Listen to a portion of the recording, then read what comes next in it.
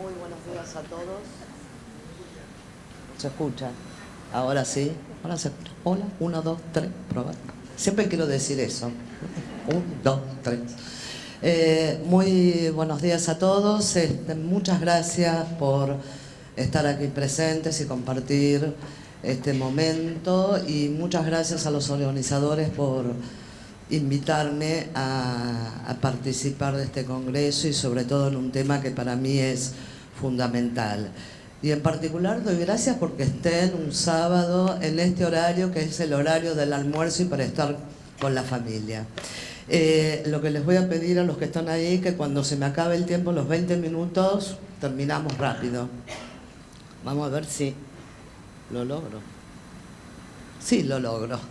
El tema general de la presentación que vamos a hacer junto con el comisario inspector Marcelo Elaibe es la aplicación de la legislación nacional e internacional para la prevención y lucha contra el tráfico ilícito de bienes culturales, y en mi caso voy a hablar específicamente de la legislación nacional argentina. Ahora sí. Para empezar, yo creo que hay que encuadrar desde dónde trabaja el Estado Nacional en el tema de la prevención y lucha contra el tráfico ilícito, y es un tema que ya está presente en la Constitución argentina. No me voy a detener mucho en eso, pero la Constitución argentina establece claramente las obligaciones de los tres poderes, poder ejecutivo, judicial y legislativo, al mismo tiempo que establece los derechos de los ciudadanos a gozar de su patrimonio y que ese patrimonio sea protegido. El artículo 41 habla de las obligaciones del Poder Ejecutivo Nacional, el artículo 75, que en general habla de las atribuciones del Congreso y de las obligaciones del Congreso Nacional, establece en los distintos incisos, y en este caso yo marco el 19, la obligación de dictar leyes que tiendan a la protección y promoción del patrimonio cultural. Ah, no,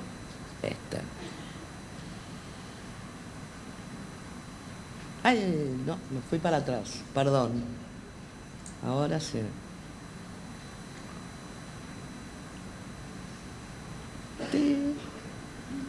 Me falta un poquito de fuerza, perdón.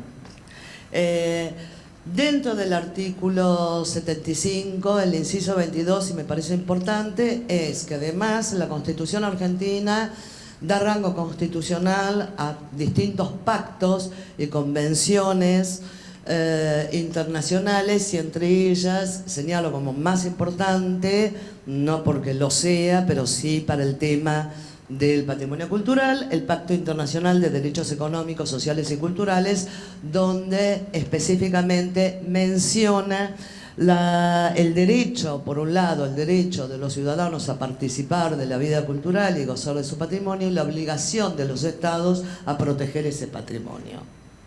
Bueno, y ahora lo apagué. No. En el marco de esto, de estos principios constitucionales, es que dentro de la órbita del Ministerio de Cultura de la Argentina funciona la Dirección Nacional de Bienes y Sitios Culturales, que tengo la obligación y el honor de conducir.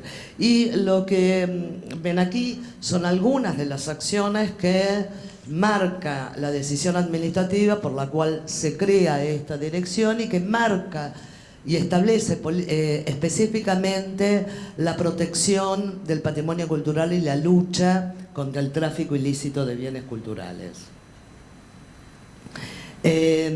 Como verán, lo marca de manera reiterada, en este caso, no solo la obligación y el compromiso de llevar adelante las acciones que tiendan a la protección del patrimonio cultural, sino que además le asigna como competencia establecer todas las estrategias y las medidas conducentes a favorecer la protección, y esto hacerlo en el marco de la cooperación con gobiernos municipales, con los gobiernos provinciales y además en el ámbito internacional. Y al mismo tiempo es competencia de la Dirección Nacional de Bienes y Sitios Culturales la extensión y emisión de las licencias de exportación de bienes culturales, así como los permisos de importación.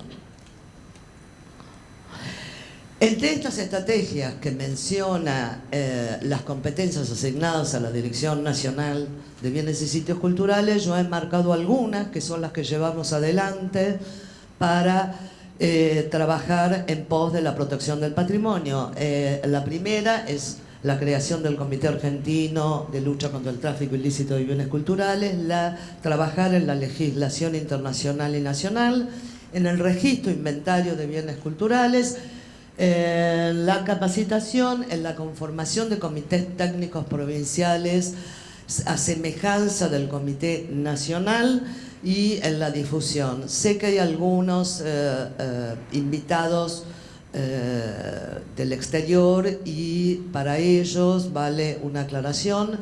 Las provincias argentinas tienen una gran autonomía y el Estado Nacional aplica toda su legislación en concurrencia con los estados provinciales. Por ello es que desde el Estado Nacional propiciamos la conformación de estos comités técnicos provinciales. El Estado Nacional no puede entrar en territorio provincial sin el acuerdo de las provincias. No voy a hablar de todos estos temas, solamente hacerles referencia de cuáles son las estrategias. Yo me voy a concentrar en el tema de legislación y al final algunas imágenes sobre el Comité Argentino, pero sí me quería detener en un tema sobre el cual no voy a hablar, y un segundo hacer referencia al tema del registro e inventario de bienes culturales. No hay protección de bienes culturales sin registro e inventario, y esto es válido no solo para las organizaciones, organismos oficiales, cualquiera sea su estatus jurídico, sino también es válido para las organizaciones privadas, para las galerías de arte, los coleccionistas, los anticuarios, las casas de remate. Si no hay registro e inventario de bienes, no hay protección posible. En el tema de legislación, nosotros hemos abierto en dos posibilidades, en dos aspectos. Por un lado, la legislación internacional y por otro lado la legislación nacional. En el caso de la legislación internacional, y a esto se va a referir posteriormente el comisario inspector Marcelo Elaibe, es importante la adhesión de la Argentina a las normas internacionales porque en general, no siempre, pero en general son la base para los procesos ya sea o de restitución o de repatriación de bienes culturales que sean producto de hechos ilícitos. Y en el caso de la legislación nacional, el trabajo se orienta a actualizar los textos vigentes, a adecuar la legislación nacional a estas convenciones internacionales y a elaborar textos normativos, no solo legislativos. En legislación nacional e internacional es importante aclarar que la Argentina ha ratificado y adherido a todas las convenciones y convenios internacionales vinculados con el patrimonio cultural. Aquí he listado solamente aquellos que tengan que ver con la prevención del tráfico ilícito. Hay otras convenciones que no las nombro aquí, pero además de haber ratificado convenciones internacionales, también la Argentina suscribe convenios bilaterales y acuerdos específicos en materia de protección del patrimonio cultural y lucha contra el tráfico ilícito. Hay varios convenios suscritos, como por ejemplo con Perú, son específicos en restitución y protección del patrimonio cultural, Perú, Colombia. Hay acuerdos macros, estos acuerdos macros están bajo el amparo de esquemas regionales de integración, como es el caso de Mercosur, UNASUR o CELAC, o las organizaciones de Estados americanos.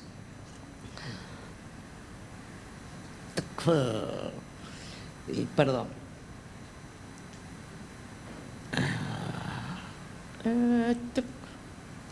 No, ahora sí. No. Soy yo, ¿eh? Eso no hay duda. Estoy yendo, no sé si estoy yendo para atrás o para adelante. También me pasa en la vida. ¿Qué va a ser? ¿Eh? Más atrás. ¿Va a ser mejor que yo lo diga más atrás? La siguiente. Va a ser mejor que yo se los diga a ustedes. La siguiente. Me miran con cara de asesinarme el tiempo de que estoy esperando, pero no me importa. A ver, legislación y normas nacionales. Yo les decía antes que nosotros hemos trabajado para adecuar la legislación nacional a las convenciones que se han adoptado internacionalmente, a las cuales la Argentina se compromete a trabajar. Pero además hemos avanzado. Argentina, por ejemplo, se ha elaborado un modelo de certificado de exportación elaborado entre la Organización Mundial de Aduanas y la UNESCO, y si bien la Argentina ya poseía certificados de exportación, lo que ha hecho es adecuar esos certificados a este modelo de certificado. También hemos trabajado en cuestiones relativas a las sanciones y penalización de los delitos contra el patrimonio cultural y trabajar en compatibilizar la legislación nacional con los textos provinciales y los textos municipales. La siguiente, por favor. Esto me encanta. Legislación y normas nacionales.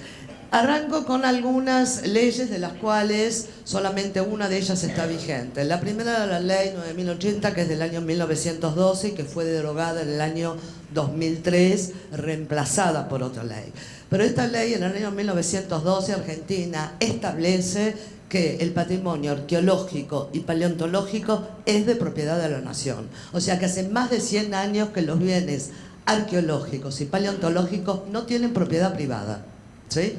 Y esto es fundamental y este principio se mantiene en la legislación actual. Otra ley pionera es la del año 1940, la 12.665, que está más referida a patrimonio construido y a la conservación de los monumentos, que ya sea arquitectónicos, o arqueológicos o paleontológicos, pero que en un artículo establece la prohibición de la exportación de bienes culturales que afectan al patrimonio cultural nacional. Y por último, la exportación de bienes culturales está legislada en Argentina desde el año 1973, a través del decreto 159, que en el año 96 fue derogado por la sanción de una nueva ley. Con esto lo que digo, que desde el año 1912 no se admite la propiedad particular de bienes paleontológicos y arqueológicos. Y todos los bienes que estén fuera del país y no puedan demostrar la legalidad de su exportación son presumiblemente producto de un ilícito. Y a partir del año 73 existe una norma específica para la exportación de bienes culturales, con lo cual todos los bienes que no puedan acreditar que hayan sido exportados antes de esa fecha también son presumiblemente considerados como producto de un ilícito. La siguiente, por favor. Ahora los tengo despiertos también a ellos. En legislación nacional voy a hacer un repaso muy rápido de cuáles son las leyes que aplican a la protección del patrimonio cultural en la Argentina. Están en orden de fecha, no por tema. La primera es la ley 15.930, que es la ley de protección del patrimonio documental, es la ley por la cual se crea el Archivo General de la Nación y que le asigna al Archivo General de la Nación todas las medidas conducentes a la protección del patrimonio documental. Luego, la ley 24633 del año 96 y su decreto reglamentario, que es la que establece, la que viene a suplantar al decreto 159 del año 73, o sea, un poco más de 20 años más tarde, y que establece la obligatoriedad de los certificados de exportación, además de incluir ciertas ventajas y beneficios para obras de arte de artistas argentinos y extranjeros que cumplan ciertos requisitos. Y esto ha sido una medida que seguimos apoyando y esperamos ampliar para favorecer la instalación de un mercado de arte argentino en el exterior y para favorecer la circulación de obras de arte, especialmente contemporáneas y de autores fallecidos hasta hace 50 años, que esto es muy importante, ¿no?, mantener. Luego tenemos en el año 99 la ley que establece la obligatoriedad del registro del patrimonio cultural y en el año 2003 la sanción de la ley 25743 sobre protección del patrimonio arqueológico y paleontológico, que viene a suplantar la ley 9080 del año 1912. En el caso de esta ley, vamos a ver a la siguiente diapositiva algunas normas complementarias que han surgido a la luz de esta ley, ya que esta ley tiene dos autoridades de aplicación. Por un lado, el Instituto Nacional de Antropología y Pensamiento Latinoamericano, que es el organismo, la máxima autoridad en el territorio argentino para la protección del patrimonio arqueológico, y para el patrimonio paleontológico el Museo Argentino de Ciencias Naturales. Estos dos organismos regulan la entrada y la salida de bienes paleontológicos argentinos. Ven ahí algunas de normas aplicadas para la efectiva ejecución de la ley, entre las cuales yo quiero destacar no solo el tema del registro de los sitios, yacimientos, bienes y colecciones arqueológicas y paleontológicas, sino que ambos organismos llevan un registro nacional de infractores y de reincidentes a la ley. Para Argentina, el problema más grande en cuanto al tráfico ilícito son los bienes arqueológicos y paleontológicos, atento a que la gran cantidad y dispersión y la extensión geográfica de nuestro territorio hace que aún hoy en día haya yacimientos que aún no han sido estudiados o descubiertos, y bienes que no están registrados son excavados, son huaqueados y exportados de la Argentina, ilegalmente, obviamente. La siguiente, por favor. Y lo que vienen ahora son las normas establecidas desde el Estado Nacional para el registro e inventario de colecciones, que son todas normas que tienden a la protección del patrimonio cultural. La primera de ellas habla sobre el reglamento para el ingreso de bienes culturales a los organismos del Estado. Y esto es una norma para nosotros fundamental, que ha sido actualizada porque en la misma se establece la obligatoriedad del organismo al cual se va a ingresar la pieza de extremar los recaudos para asegurarse la procedencia legal del bien. Ya hemos tenido algunos casos de intento de donación de piezas muy importantes cuya procedencia legal es dudosa. Al mismo tiempo, funciona un comité que evalúa también la información aportada. Las piezas no entran directamente en ningún organismo del Ministerio de Cultura sin la intervención de este comité. Y luego hay distintas normas que tienen que ver con el registro de inventario. En todas estas normas emitidas por el Ministerio de Cultura se establece claramente la obligación de los funcionarios intervinientes, los agentes públicos intervinientes, de corroborar la legalidad de la procedencia de la pieza. La siguiente, por favor. Siguiendo con estos, también hemos trabajado mucho con el tema de las imágenes. Hemos establecido algunas normas para evitar que las imágenes que se publican en web sean utilizadas con fines no didácticos y con fines comerciales. Ya hemos tenido casos que se han utilizado imágenes para falsificación de obras, con lo cual hemos tomado recaudos en cuanto a la calidad de imágenes. La siguiente, por favor. En estas normas también ha sido muy importante actualizar las normas de préstamo. En las normas de préstamo también hemos establecido algunos elementos que tienden a proteger el patrimonio, y esto sobre la base de pérdida de obras o de desastres que han ocurrido. Hay un caso emblemático que creo que algunos de ustedes recordarán, que es la pérdida de la gran mayor parte de la obra de Torres García, pintor uruguayo, cuando se incendió el Museo de Arte Moderno en Río de Janeiro.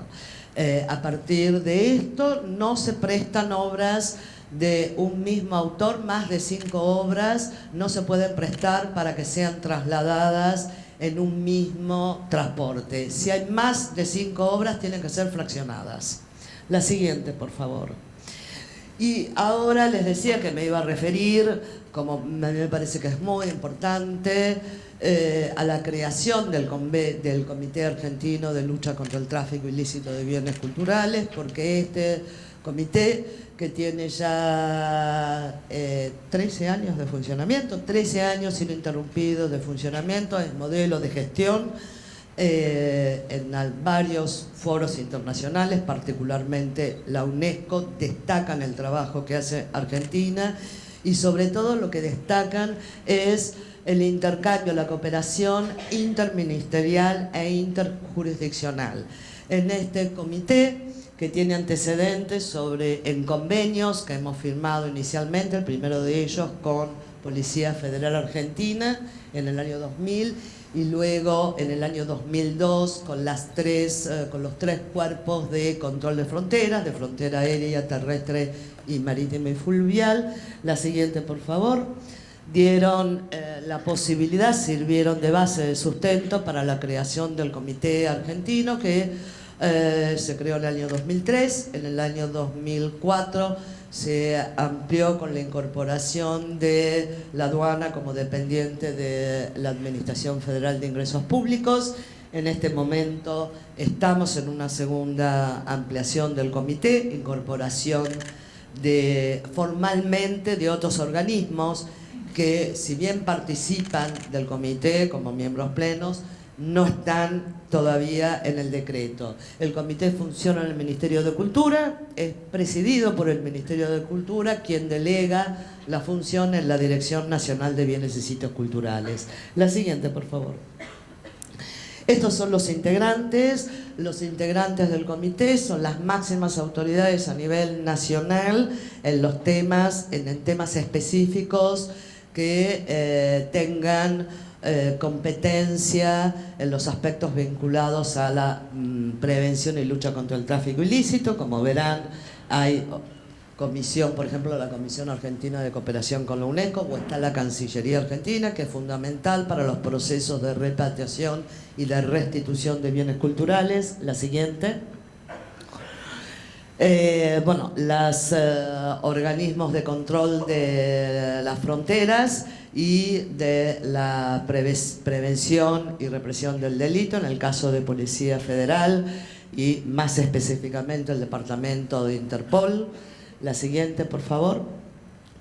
Estos integrantes, yo solo decía, son los integrantes ex oficio que están en este momento en proceso de ser incorporados formalmente en el comité, pero que participan en el comité por sus propias leyes de creación, que es el Museo Argentino de Ciencias Naturales, que es la autoridad de aplicación de la Ley 25743 de protección de patrimonio paleontológico, la Biblioteca Nacional, máxima autoridad en protección de patrimonio bibliográfico, el Archivo General de la Nación, ese nombre larguísimo, PROCELAC para nosotros, que es el Ministerio Público Fiscal, y es el área del Ministerio Público Fiscal que coordina a todos los fiscales que intervienen en causas donde el patrimonio cultural o los bienes culturales sufren ilícitos o se cometen delitos contra el patrimonio cultural. La unidad de información financiera, porque detrás también de los ilícitos del patrimonio cultural hay delitos de lavado de dinero y de financiamiento del terrorismo, y tenemos una muy buena relación con esta unidad que creo que va a ir creciendo. La siguiente. Y además tenemos participantes en el comité que son, por la naturaleza, en algunos casos son privados, en otros no, que si bien no son miembros plenos del comité, participan en las reuniones del comité. En este caso, bueno, la delegación de los bienes culturales de la Iglesia, de la Conferencia Episcopal Argentina, para nuestros invitados extranjeros. La Iglesia en Argentina es considerado sector privado, con lo cual el Estado Nacional no tiene injerencia en los bienes culturales de la Iglesia, y esto solamente es por trabajo, no solo con el clero secular, sino también con las órdenes.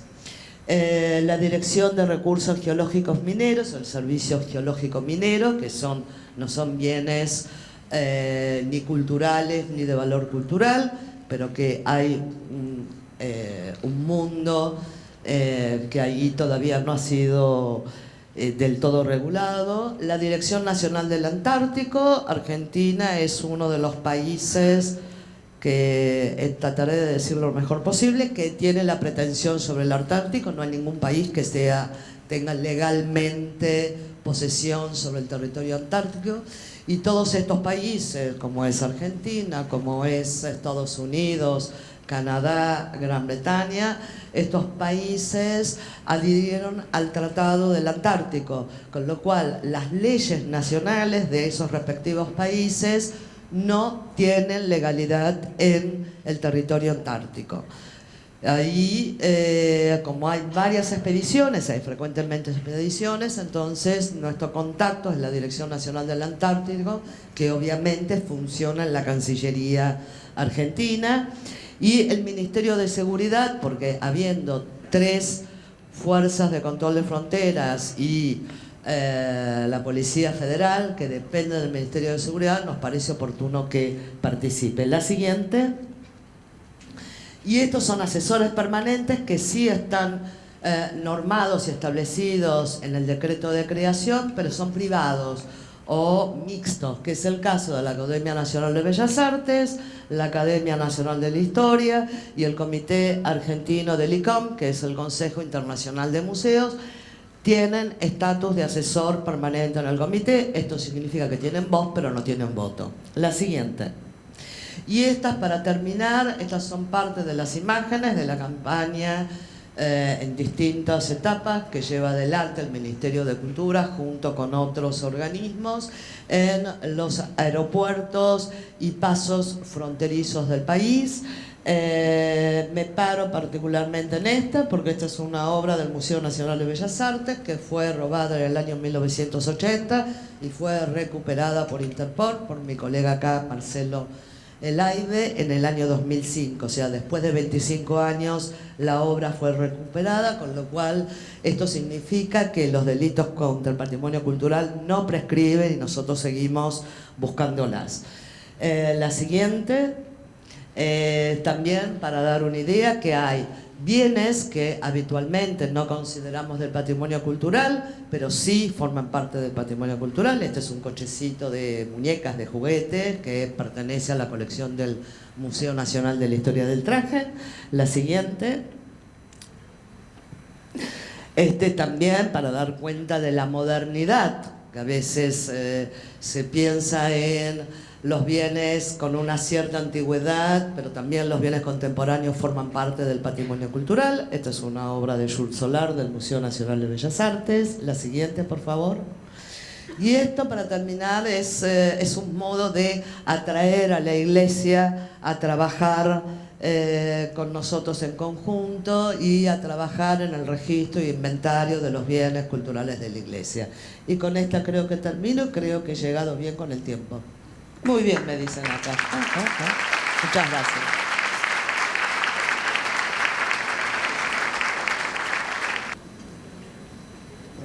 Buenos días.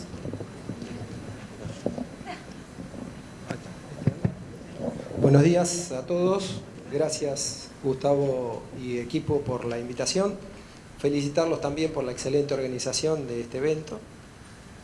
Y hoy vamos a hablar, si bien podría empezar con otros temas, tal vez más amenos e interesantes, como podría ser los casos de recuperación o investigación que tuvimos, hoy me tengo que centrar en la legislación, que no es un tema menor. Si bien es tedioso, y no le quiero cortar las ganas de almorzar a ustedes con este tema, vamos a tratarlo de hacerlo más ameno. Siguiente, por favor. Hay varias convenciones internacionales, las más importantes respecto a la prevención del tráfico ilícito. El primero de ellos es la Convención de La Haya de 1954, la Convención de la UNESCO de 1970 y de UNIDROIT de 1995. Vamos a dejar de lado la Convención de La Haya porque se aplica en caso de confrontación armada, de saqueo, en caso de confrontación armada. Hoy nos vamos a centrar en estas dos nada más. La Convención de la UNESCO de 1970 es la más antigua de todas aquellas que se aplica en prevención de tráfico ilícito y es la más aceptada mundialmente. Tiene tres funciones esenciales. Una son las medidas preventivas, las disposiciones relativas a restitución y un marco de cooperación internacional. Ahora bien, dentro de las medidas preventivas que se proponen dentro de esta convención internacional, y hay que decirlo también, que esa convención internacional comienza a aplicarse a partir de la aprobación del país. No es retroactiva, salvo que el país así lo acepte, pero ningún país acepta aplicar una convención en forma retroactiva. Por lo tanto, los hechos que se hayan desarrollado con anterioridad no tienen aplicación esta convención. Y entonces, cuando un país firma, acepta esta convención, lo que tiene que hacer es obligarse a modificar su legislación interna y adecuarla a estos preceptos. En primer lugar, se refiere al tema de la prevención, como dijo Claudia Cabulli recientemente, es el inventario. Si no tenemos un inventario correcto, detallado de la pieza, en el caso que esta pieza desaparezca, se la robe, se la sustraigan de alguna manera, no vamos a tener ni siquiera la chance de recuperar. En cambio, si tenemos un inventario bien detallado, con el formulario Object ID, que ustedes lo podrán ver después o ver por internet para ver las características, hoy no tenemos tiempo para desarrollarlo, que tiene características generales, que son las medidas, el peso, el tamaño, el autor, características especiales, descripción de la obra y por supuesto una foto. Teniendo esos elementos, nosotros podemos guardar esa descripción, ese inventario, que no reemplaza a la catalogación que tienen que hacer los museos. Este es un inventario que se hace en el caso de sustracción o pérdida de ese bien. No es lo mismo. Este tiene menos detalle que una catalogación de un museo. Entonces, si nosotros tenemos este inventario bien detallado, con la foto, en resguardo en otro lugar, en el caso que desaparezca esta obra, podemos concurrir a la fuerza de seguridad o policía más cercana a hacer la denuncia y, por supuesto, pedir el secuestro nacional e internacional. Hoy todos sabemos que, producido un robo, viaja con mucha velocidad la obra, porque hoy los medios de transporte son muy ágiles. Hoy se puede conseguir pasajes a cualquier lado, cualquier punto del mundo. Pero tenemos a nuestro alcance la tecnología que nos permite ir más rápido inclusive que el transporte y advertir a aquellos posibles destinatarios de estas obras que pueden tomar las medidas necesarias para impedir o prevenir que compren o algún comprador de buena fe pueda adquirir esa obra. Además, como otra medida de prevención, se sugiere que se impongan los certificados de exportación. Esto significa, por ejemplo, piezas arqueológicas que tienen que salir al exterior, a otro país, ya sea como muestras o inclusive algunos países lo permiten para la venta, tienen que tener el certificado de exportación del país originario. De esa manera se impide y se restringe el tráfico ilegal o el mercado ilegal de bienes culturales.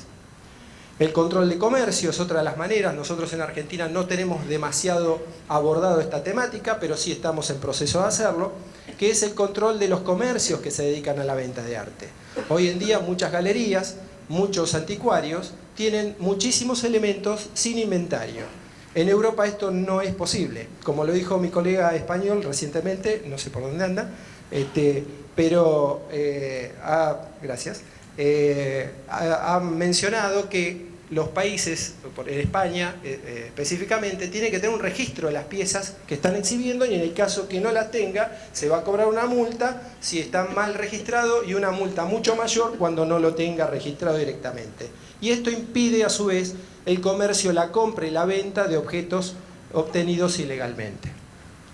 Las sanciones penales o administrativas, también es importante que cada país asuma esa responsabilidad respecto a la prevención del tráfico ilícito a través de la modificación de la legislación penal y administrativa. En nuestro caso, a partir del año 2003, tenemos la ley 25743 que establece sanciones penales sobre el acopio, transporte, venta, compra de bienes arqueológicos o paleontológicos, tal como dijo la licenciada Cabuli. Y esta ley, que modificó la 9080 del año 1912, tiene la característica que en este caso impone sanciones penales. La anterior eran solamente sanciones administrativas. Y después, otro tema muy importante para la prevención es campañas de sensibilización, a lo que habría que agregar también difusión y, por supuesto, enseñar a los chicos en la escuela primaria o secundaria, para que comprendan el valor, no el valor económico, sino el valor que tiene por sí una obra de arte, un bien cultural. Las partes se obligan a no exportar ilícitamente o prohibir la importación de bienes culturales obtenidos ilegalmente. Esta es una obligación que asume cada país al firmar esta convención.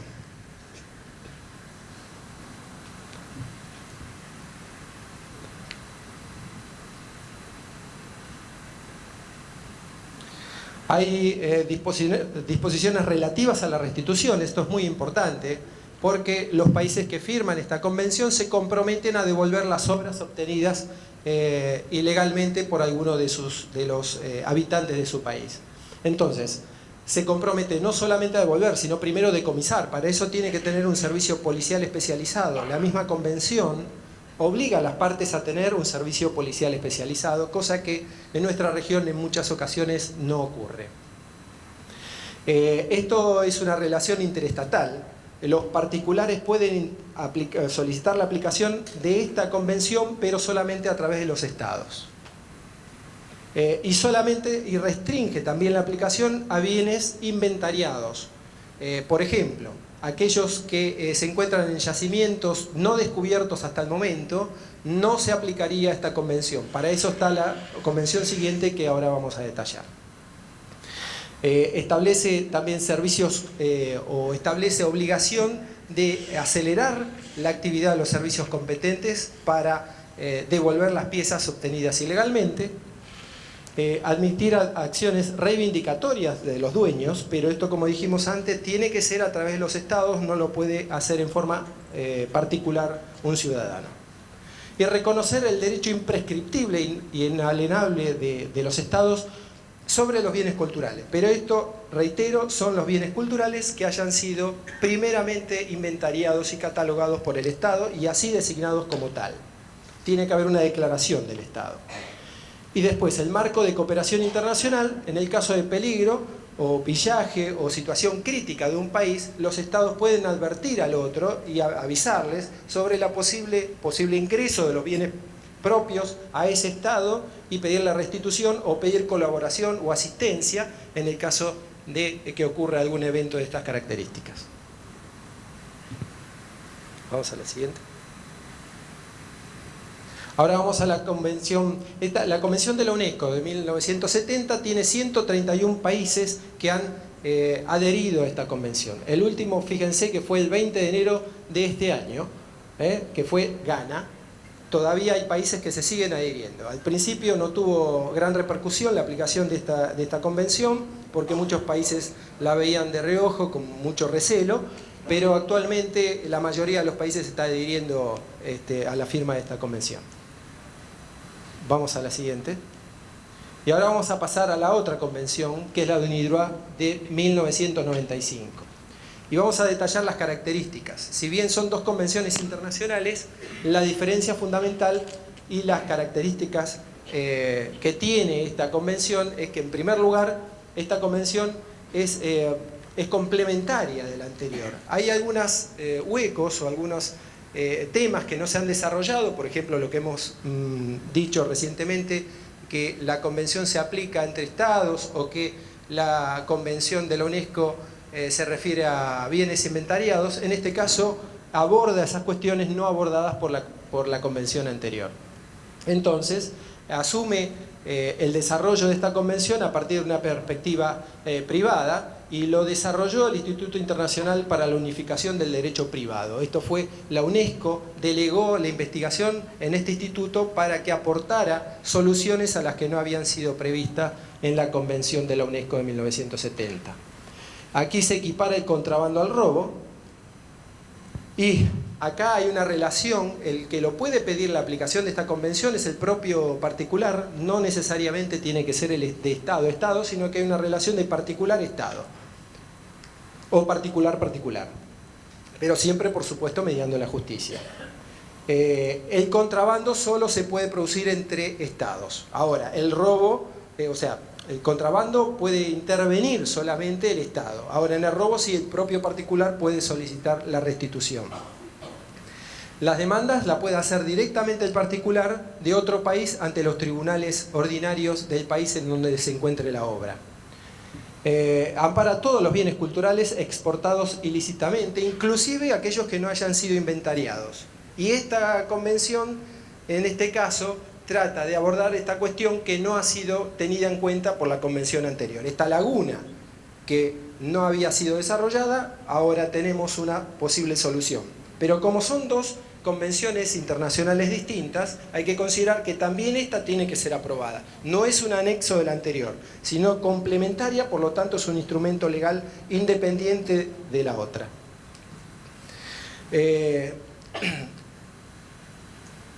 Se tiene que demostrar la importancia, no se puede pedir la restitución de cualquier bien, por pequeño que sea o por inútil que sea, podemos decirlo, sino que hay que determinar la importancia de ese bien. Inclusive puede ser subjetiva esa importancia, pero hay que hacer un breve desarrollo aludiendo a la importancia que tiene ese bien para pedir la restitución. Imagínense que lleva mucho dinero hacer la restitución de un país a otro de un bien cultural. Y acá hay una cuestión muy, muy importante, a diferencia de la otra legislación, que acá pone o remarca una cuestión fundamental, que es la cuestión de la buena fe. En muchos países, inclusive en el nuestro, con la legislación civil, la buena fe se presume para la posesión de bienes muebles. Ahora bien, cuando se trata de bienes muebles, que son artísticos o culturales, entonces la ley exige un poco más.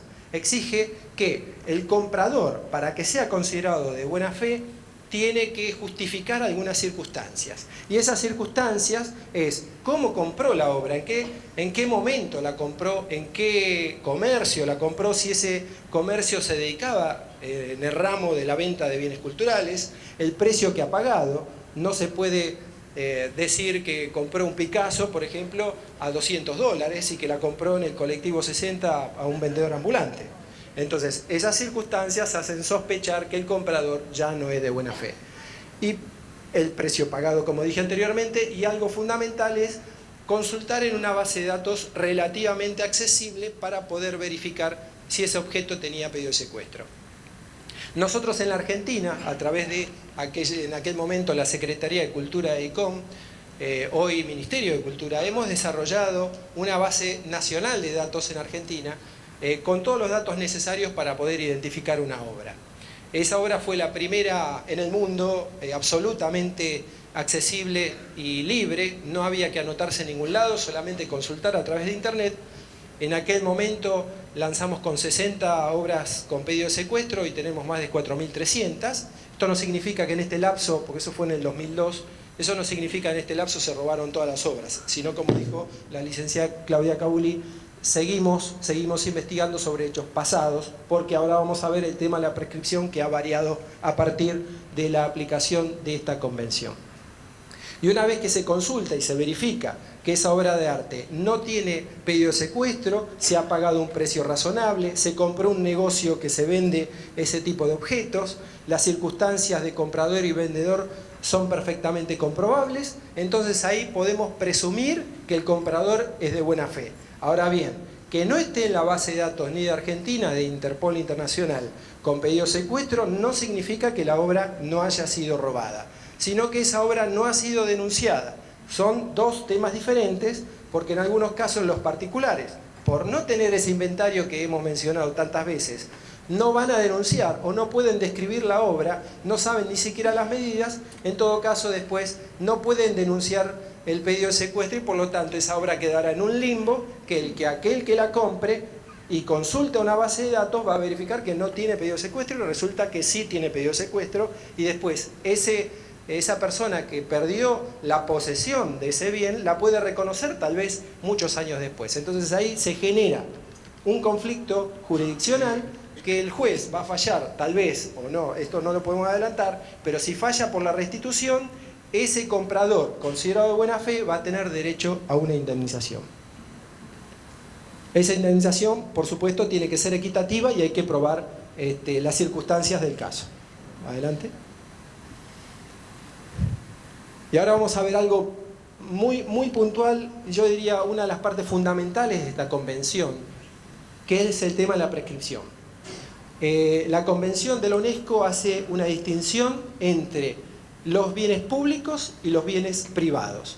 Los bienes públicos, fíjense, establece que en ningún plazo de prescripción, solo 3 años desde el conocimiento de la aparición del objeto.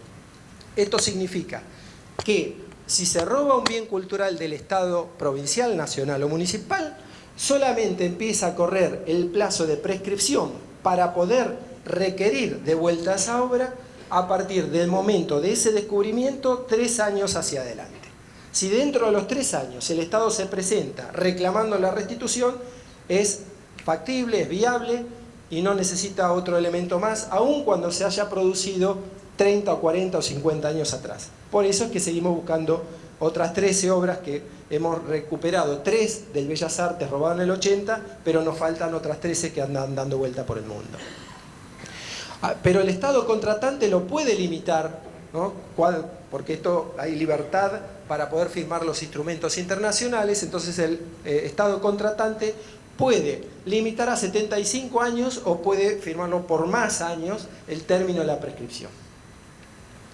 El reclamante puede presentar la restitución dentro de los 3 años de la aparición del objeto, pero no más allá de los 50 años de ocurrido el hecho. Significa que si el hecho ocurrió en 1950, de un particular le roban una pintura en el año 1950, tuvo posibilidad de pedir la restitución hasta el año 2000. Más allá de eso no, salvo los casos especiales como ocupación de un estado por otro estado, como hemos visto en algunas películas, por ejemplo los nazis que robaban las pinturas a los judíos, que esta, por supuesto, aún pasando 50 años, es posible el pedido de restitución.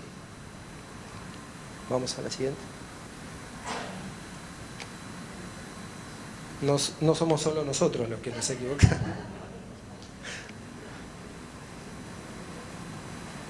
Ahí está. Y bueno,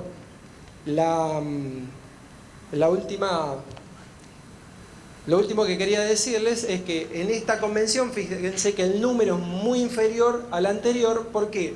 Porque hay muchos estados que tienen algún tipo de recelo en firmar esta convención porque piensan que después se le va a venir el reclamo por los bienes culturales que exhiben en sus propios museos, como Francia, Alemania y otros países más, que dicen, bueno, si firmamos este convenio me van a reclamar las pinturas que yo tengo colgadas. Pero bueno, esto no es retroactivo tampoco, ¿eh? Las convenciones internacionales no son retroactivas.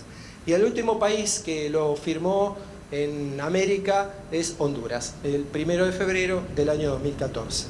Disculpen que haya hablado tan rápido, pero tampoco quería cortarles su almuerzo. Muchas gracias.